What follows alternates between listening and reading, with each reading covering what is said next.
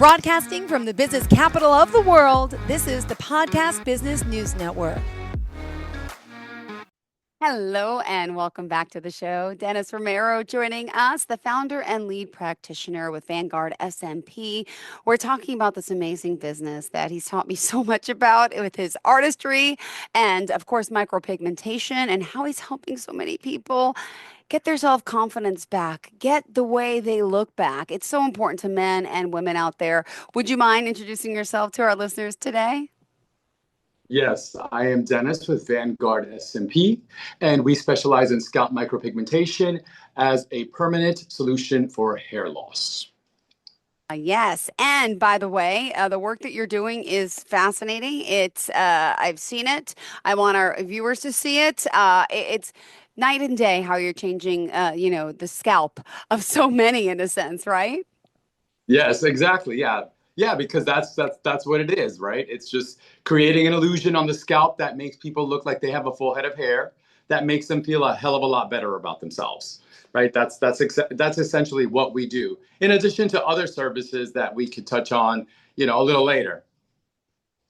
And you wanted to dive into the scalp today, in a sense, right? Let's talk a little bit about Yeah, that. yeah. So I mean, the scalp is a tricky surface to work on because everybody's skin is so different.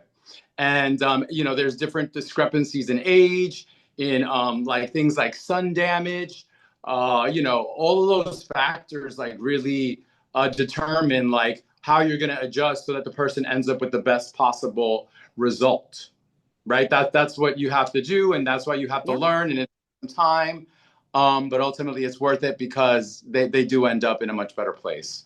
Oh, and you know what? It's so amazing because so many people are using SMP, and he said it's very popular in culture right now, and people may not even be aware of the people who have it, but everyone's doing it. Could you share a little bit about Right. what it is Right. specifically and how you're really creating those natural results?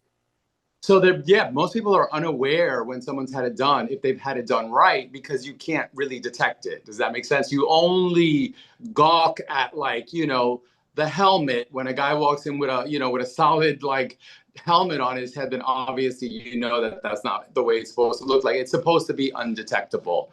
And as far as like the artistry of it goes, it really is specific to each artist because we're all doing the same thing. But there are differences in our approach and how we execute it and how we like the finished product to look, right? So you want to pick someone, if you are a potential client, that aligns, their style aligns with what you're looking for. Yeah, so it's just a lot of different things that you can apply, right? Because you can use the needle, I use the machine in a different way. If I angle the machine a certain way, it's going to create a certain pattern of impressions, right? So when you're trying, it's important to have those skills because you can then nuance and fine tune the treatment just the way you want to your particular style, right? I have a very improvisational style. So I don't like to just like make perfect little impressions like a little dot maker, right? Like I like to create texture. And for that reason, like I use different approaches and I use different techniques in terms of how I hold the machine and how I apply it to the skin so that the result is what I think is the best for the client and just, in line with my particular style. And what is your particular style, can we say? So basically, when you see work from different SMP artists, you can see work that is both, high level work, top shelf work, but it will look different because there's certain people who are much more structured in the way they do it. And so they make impressions like they're like little perfect dot makers, right?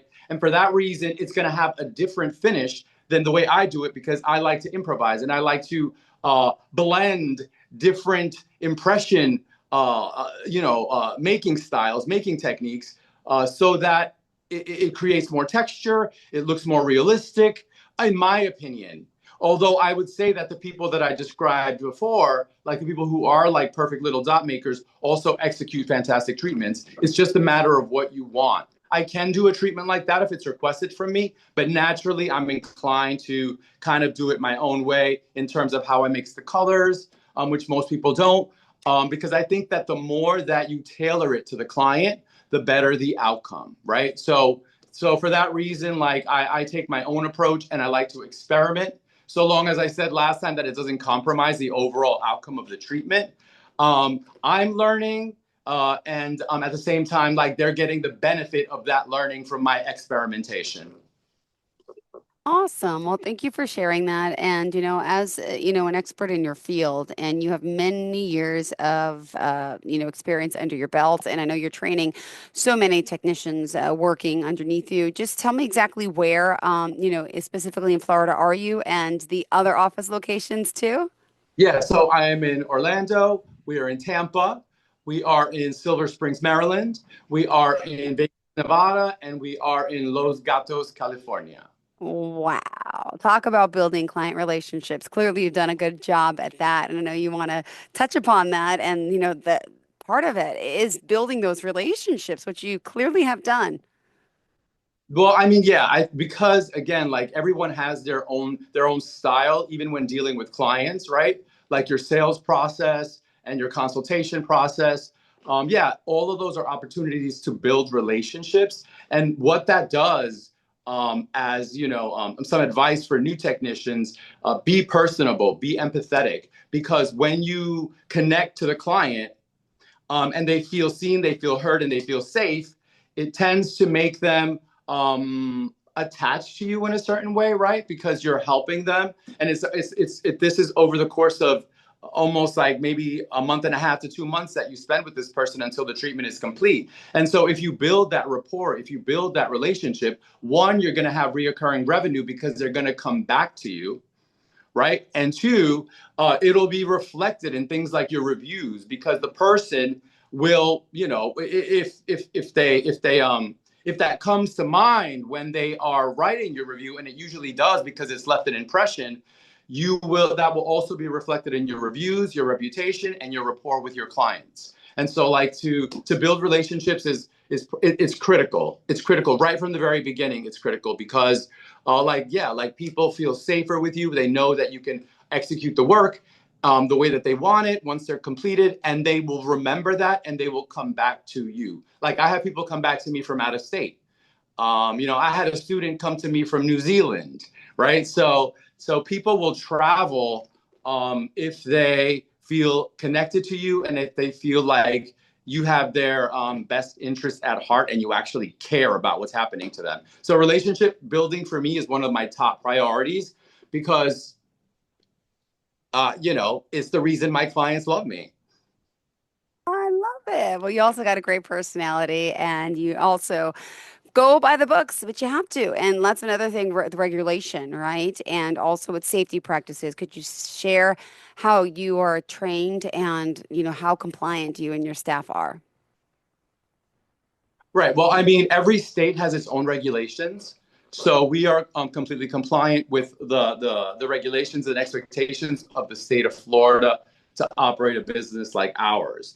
It varies from state to state, and so therefore it is the potential client's job, and homework to do their due diligence and research the artist that they're considering, because some states have very little regulation, right? Like the state of Florida has very little regulation, and therefore there are pitfalls for potential clients because there's no regulation. My grandma could do this, in 2 weeks if she took an online class, because there is very little oversight in the state of Florida. Some have more strict regulations, but it's still like in that middle ground where it's still considered tattooing, right?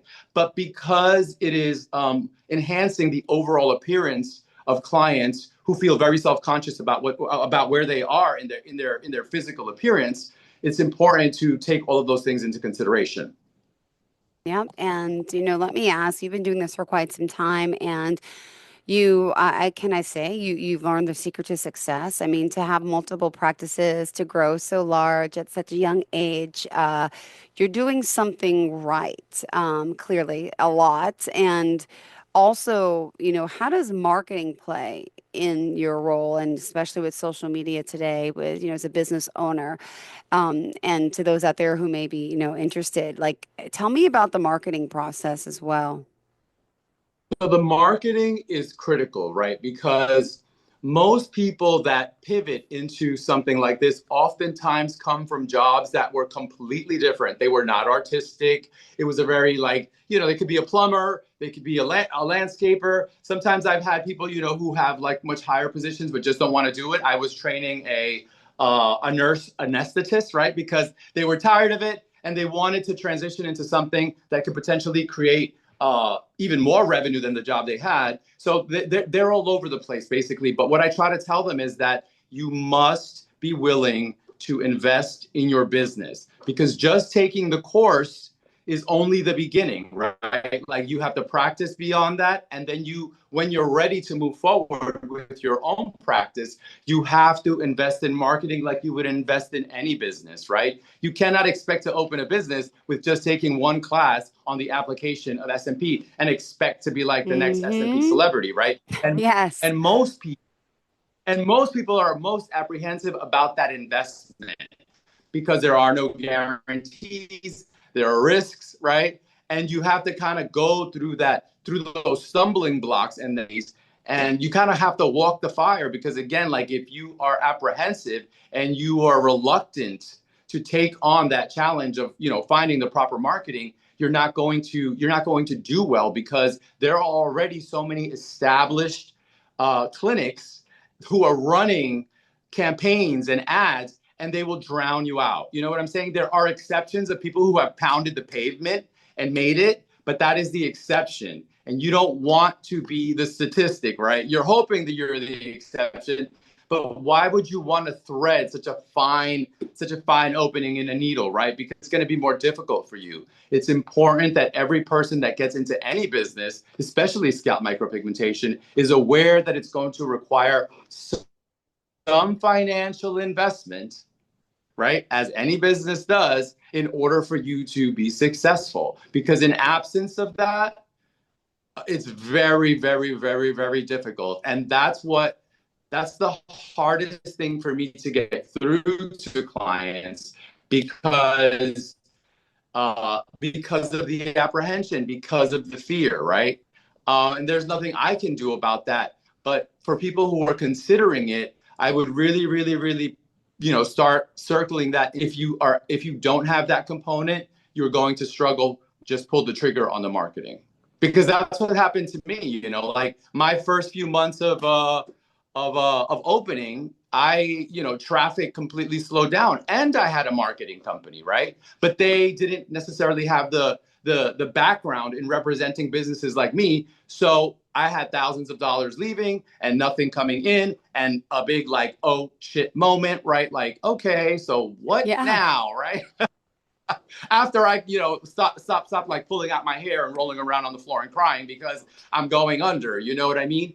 But yeah, it's so important. It's so important to just stay the course, and just you have to be consistent, and you just have to have the moxie to actually take on the challenge. I don't want to dissuade people from doing it, but I want them to have a clear understanding of the emotional, mental, financial investment that's going to be required to get the business off the ground. Got it. Wow. All right. Well, at this time, wow. Let's remind everyone how we can reach out to you. And of course, we'll continue the conversation if someone does have any questions. And do you offer a complimentary consultation? How does that part work? Yeah, so consultations are free. They're just basically informational, right? The Mm-hmm. client, and we give them the information. We send them on their way. We're not car salesmen. We don't hound people. We basically just present the information and determine whether they are a good candidate or not for the process. And and then it's absolutely free. So yeah, it's really made convenient for them, and they don't have to worry about incurring any fee just for collecting the information. Yeah, so yeah, that's the way that we do it. What was the other part of your question? Well, how we can contact you is specifically for a Oh, consultation. It would be. so Vanguard SMP, right? The website is www.vanguardsmp.com, and it's Vanguard SMP across all social platforms. So you should find us pretty easily. Yeah. Once you type in Vanguard SMP, we are the only Vanguard SMP. So you're going to get us. Yeah. Perfect. And how has, the process developed over the years? You've been doing this for many years, right? Is it still really the same techniques being used? Is it just maybe like a different process? Or because I know you are so good at what you do, not saying no one else is, but you have that experience and you use different colors and different, compared to someone who might just do like a matte finish with like just browns, but you might be like brown, highlight this, like, Right. do you know what I'm saying? Right. What, tell me a little bit about the process. Yeah, so basically the process is, I think if it's going to be, professional high level SMP, I think that the person has to be able to apply many, many different things. And I think at the beginning, um, because it was so new, it was still trial and error, right? So they were using black ink that was diluted across the board for all clients, right? So if they use the same ink on your skin tone in comparison to someone who's African American, there is a high risk that your treatment or her treatment may not come out right because you're using the same product and the same ink, which was black, for everyone else. Yes, you dilute it at different levels, right? You would have a high dilution because you're very fair skinned. The person of darker skin would have lesser dilution because you need it to be more concentrated for it to show up on the skin, right? So that's a really important component, and it's basically changed around the margins, right? And that's how most industries change, right? It's small incremental building to a better place, right? And that's really what it is. So, for example, like I started off just using black, and you can be successful just using the black. But what the problem is that for people who are new, it's risky. Okay, it's risky because you're not really nuancing the pigment and the ink in a very detailed way that's going to lead to a better outcome. It's a one size fits all. And because you're still on that learning curve, the risk for creating errors and potentially botching someone are much greater, right? So I incorporated color because I understood that there are so many discrepancies between people in terms of their skin color, their hair color, their eye color, and just the texture of their skin itself and the undertones that exist under the skin. And so a real comprehensive understanding of color theory is critical, even though the industry is still begrudgingly not wanting to move quickly in that direction, right? But because, like I said, I like to experiment, I'm doing one of these. Like I'm a chemist. Like I want to get to the I want Yeah. you know what I mean? So when you push that way, you are only going to improve around the margins, but I think that that's worth it because it's still improving. Does that make sense? You're still pushing the industry and the process forward in a way that in the future, even though incremental, is going to leave clients in a much, much better place. And the realism that you will be able to achieve will be far greater than if you do a one size fits all. Amazing. And by the way, I want to point out another thing that you do with the micropigmentation. If you are new to this conversation, I don't think we discussed it yet, but the scar camouflaging on top of it all. Wow. Could you share a little bit about that? Because a lot of people come into you with scars. Could you share a little bit about the background on that? Right. The majority of scars are usually from men who have had transplants, sometimes multiple transplants, and the transplant failed because they continue to lose hair. All of the transplanted hair didn't stick. Some of it dies when it's moved, right, because it goes into shock. And for that reason, they're left in kind of no man's land where they still feel bald up top, even after the transplant, right? And then in addition to that, they have that scarring in the back of the head, which is sometimes really severe. And the workmanship of the surgeon is critical because, the stitching, like the finish that they give the scar once they're stitching it up, if it's sloppy, if it's not detailed, if the surgeon was just lazy for whatever reason or just not skilled in doing that, it leaves the scar with like bumps and some sunken areas. And it just looks like a messy scar that was sewn up, pretty badly. So that, in my opinion, because I like improvisation, I feel like is the best approach to take. That's why it takes longer, and new technicians should never take on that type of scarring, right? Because they're just not ready for it. Just learn to tattoo healthy skin before you tattoo scarring, traumatized skin, because it's going to be more challenging, right? So scars create irregular, inorganic shapes in the back of the head. right? So because I don't always use perfect little impressions and dots to execute my treatments, right? Because I improvise, that helps me like greatly because every scar is different, vastly different sometimes. And so you need to be able to improvise and implement that because everything is going to be different for each scar. And if you try to do it all the same, it would never work, right? Because you might have a scar that created an entirely different shape in the back of your head than the next person that has like 3 scars and it's a totally different pattern of scars, right? And then you have to deal with the dimensional aspect of the scar. Is it raised? Is it sunken? Is it flat? Does it have discoloration? Does it have hypo or hyperpigmentation, right? So an improvisational style when working with scars is not for everyone. Okay. But it's for me because it just gives me so much flexibility to attack the scar from many, many different angles and do it different and tailor it again to the client because I'm applying different ideas and techniques and approaches that I've tried in the past. And I like scars because they are challenging and because I think that we do some of the best work in the world on them. Beautiful. Thank you so much for sharing that. And also, unfortunately, we're out of time, but we got a little bit of a late start. How do we want to kind of wrap up today's show and about why obviously we should reach out? And one quick question I had, though, was about upkeep, the process. I know it's an investment, but how long does it last for? And is there upkeep associated with this in the future? There is upkeep only because it is a cosmetic tattoo, which is much more superficial body art. And that's what you want. You want it to slowly fade out over the course of 2 to 4 years, because then it's light enough where you can just reapply it through a touch-up, which is just one session, and give it that original pop, right? If you have SMP that does not lighten over the course of 2 to 4 years, you're probably going to run into a problem because somebody's going to apply more ink on top of it. And then it's going to continuously get darker. And that just means that it was implanted too deep and the technician was too aggressive. And then ultimately, you're going to end up in a bad place because your skin can only hold so much ink before it looks oversaturated and highly unnatural, right? So you want it to last 2 to 4 years. You don't want it to last for 20 because then you have a helmet on your head. Very true. Thank you so much for saying that, for being here, for giving us your honest opinion, about the work you're doing and clearly the lives that you're changing, men and women out there. Remind us how we can reach out to you one more time. Yeah, it's www.vanguardsmp.com for the website, Vanguard SMP across all social platforms, and the number is 407-537-7129. All right. Thank you so much, Dennis. Have a fantastic day, and we'll talk again soon, I'm sure. Thank you. This, I think, was that 3rd show or 4th show? This is at this point. It's our what? This is our third. Oh, yeah. Last week, I was hacking up a lung because I had the flu. So, well, I hope you're better now. Everyone.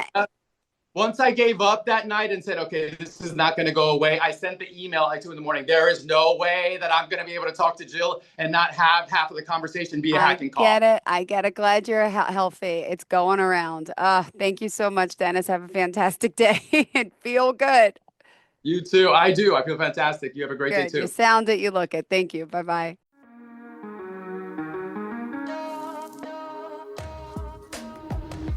Broadcasting from the business capital of the world, this is the Podcast Business News Network.